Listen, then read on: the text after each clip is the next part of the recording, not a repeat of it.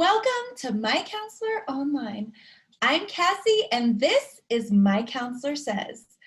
My Counselor Says is where you submit a question, either for yourself or for a friend, and one of our incredible therapists takes their time and answers your personal question.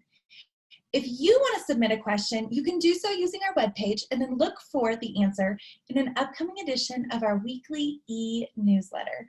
So let's go find out what My Counselor says.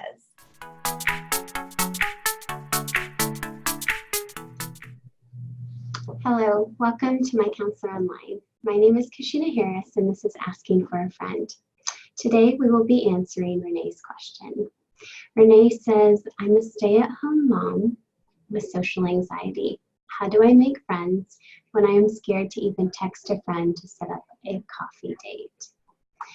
Renee, thank you so much for taking the time and asking a question that plagues so many moms. I know I stayed at home with my 4 kids full time for many years.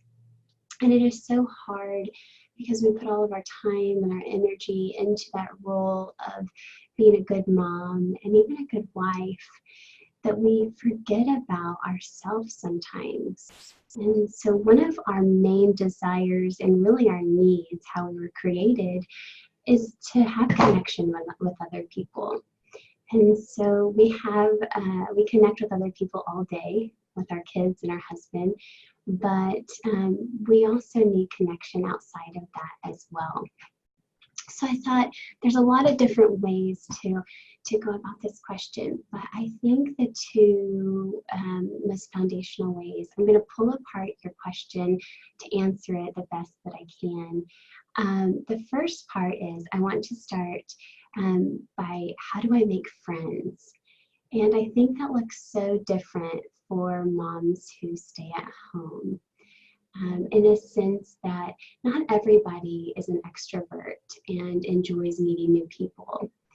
But even as children into our adult years, we're kind of forced into these situations such as school and work and college where we have to interact at some level.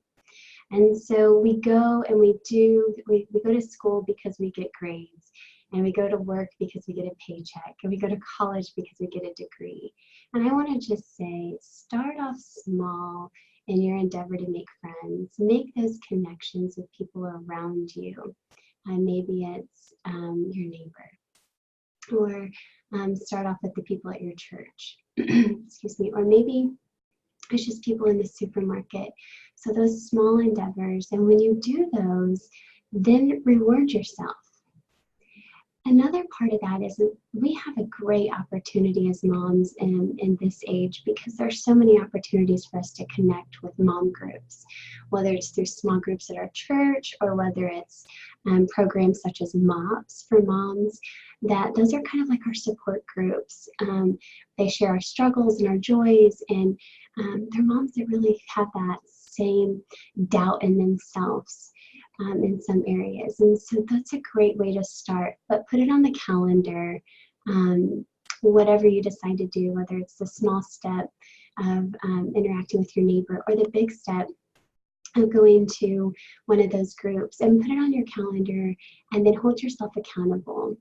And when you do that, then reward yourself. Maybe it's a hot bath, maybe it's your favorite snack, something that will just kind of give you that desire to do it again. And the second part of the question that I want to answer is, I'm scared to reach out and make a connection with others. And so I love that you asked that and that you gave that example, because I think fear is paralyzing. And when we have social anxiety, our fear comes from our thoughts and our experiences, along with many other things. But those are the two I'm going to focus on right now. And so our thoughts can hinder us and can really feed into that fear. I'm sure if you ever get the courage to want to text that friend, you may have thoughts such as, I'm not good enough, they're just going to ignore me. I might embarrass myself.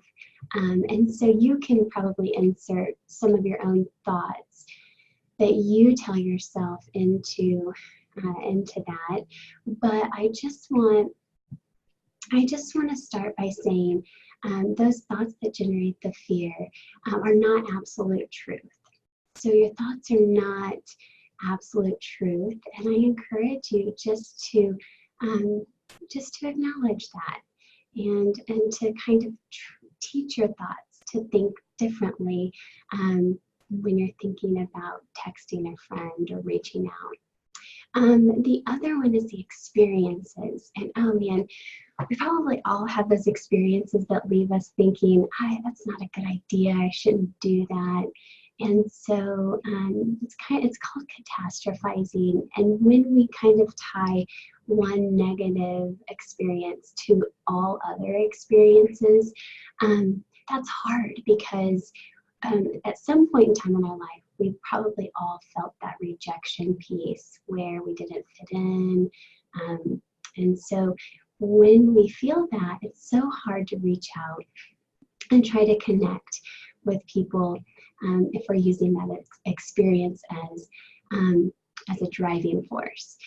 So I want to say that not every experience is the same, and our thoughts are not absolute truth.